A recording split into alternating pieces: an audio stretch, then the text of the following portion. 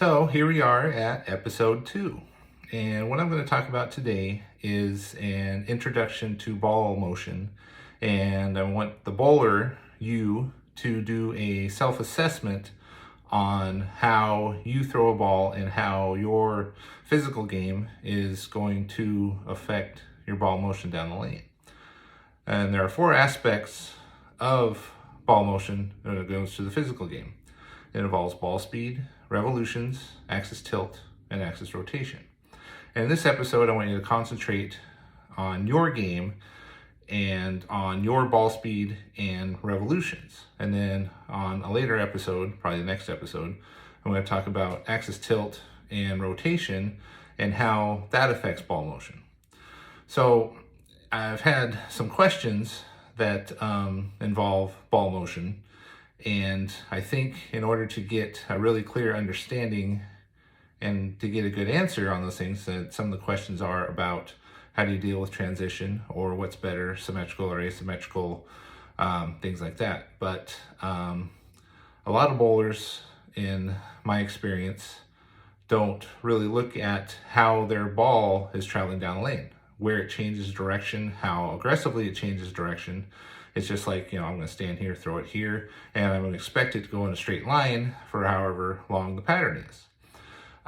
So in this episode, I want to concentrate on ball speed, rate your own ball speed, rate how much revolution on the ball, and the combination of the two, and get a good idea of what your physical game does in relation to ball motion.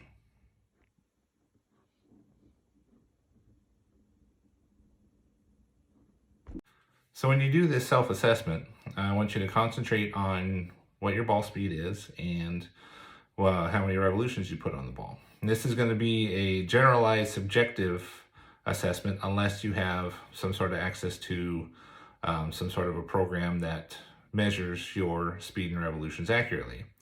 So analyze your own game and characterize yourself, if you have high ball speed, high revolutions, low ball speed, low revolutions, and the combination of the two.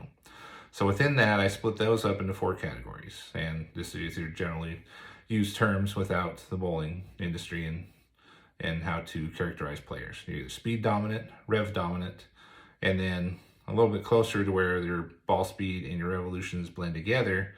I called it fast blended, to where you have high speed and high revolutions, or slow blended, to where you have a lower speed and lower revolutions.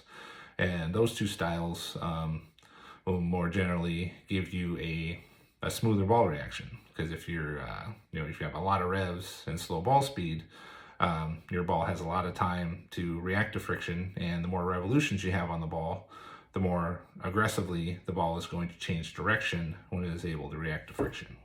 Also, there could be a 5th category in this, to where, if you fall dead in the middle, if you're a medium speed, medium rev player, then, you're in that 5th category. But I'm going to concentrate on the 4 categories right now. So if you consider yourself a high speed, low rev player, you're going to struggle the most probably with getting your ball to change direction. Or if you have to move left at all and throw the ball right, you're going to have a hard time trying to get the ball to recover as it is going away from the head pin. And your style is going to be more apt to throw stronger equipment with stronger covers, even duller covers, in order to help you have that change of direction.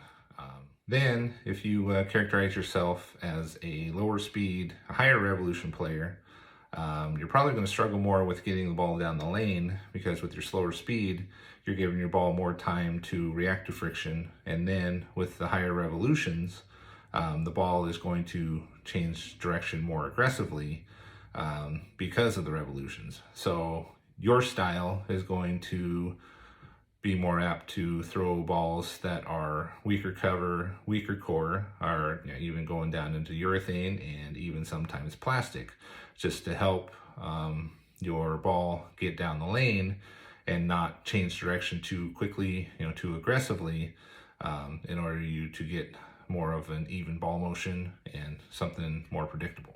And then in the blended categories, to where your speed and revolutions complement each other a little bit more, the faster you throw the ball, the further the ball is going to go down the lane and have more of an aggressive reaction on the back end. And then as the ball speed gets slower, it has more of a chance to, again, react to the friction and is going to get into a change of direction earlier.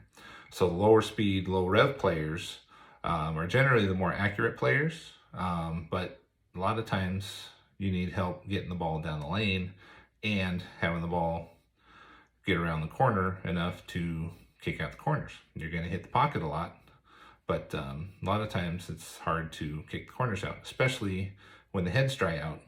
Slower speeds, it's a lot tougher for them to get it through the front in order to create the proper angle to get it back into the pins. The higher speed, higher rev players are probably going to have a tougher time controlling their angles on the back ends if there's a high volume of oil in the front or where the ball stores a lot of energy for the back end. So within this, the faster speed, higher revolution bowlers are probably going to go with a ball medium strength to a little bit weaker strength, probably a little bit more surface, not a ton of surface, just because they have the revolutions to help them get around the corner, but they want some sort of surface on the ball, a little bit of help to get the ball started in the front. So whereas the lower speed, lower rev players are probably going to go with shinier equipment and then maybe even a little bit stronger core. So then when the ball finds friction further down the lane, the core will help that ball turn the corner a little bit better. So really, with all that being said, once you give yourself a general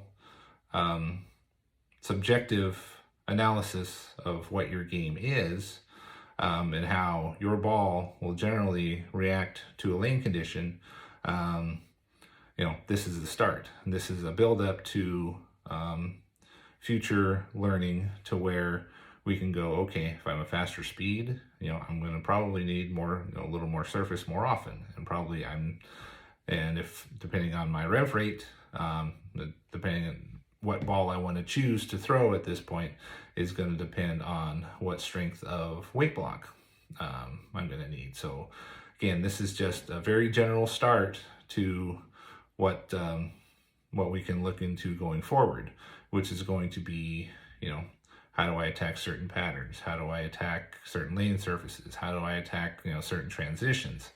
And really, a lot of those questions are, there's no one real solid answer. It's just going to have to be a build up to that point to where you can see, that a lot of that is dictated by who you're crossing with, again, and what pattern you're bowling on, how much volume is in the pattern, what surface you're bowling on, how many games you're bowling, how many people are on a pair. I mean, there are so many variables to this that I think the best way to really learn how to understand ball motion and how to understand, what ball do I throw in these certain situations, what adjustments do I make for this type of transition. I think it's just going to have to be a slow process. And for me to try to pass along you the tools to see what your ball does in certain situations and then try to figure out what is the best adjustment to make that also falls within your strengths. Because, if you can bowl within your strengths as a bowler, you're more apt to succeed. Make sure to join my Facebook group at Playing the Percentages. If you have any questions for me directly, email me at playingthepercentages@gmail.com. Also, subscribe to my YouTube channel at Playing the Percentages. I hope you enjoy the content so far, and I will talk to you next time.